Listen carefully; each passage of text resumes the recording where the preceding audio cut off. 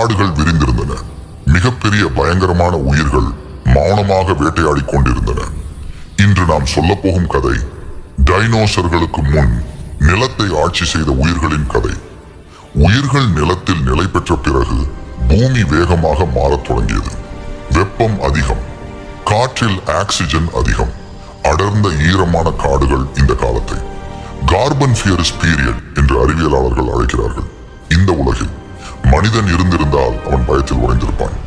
ஏன் என்றால் இந்த காலத்தில் பூச்சிகள் தான் உண்மையான ராட்சசங்கள்.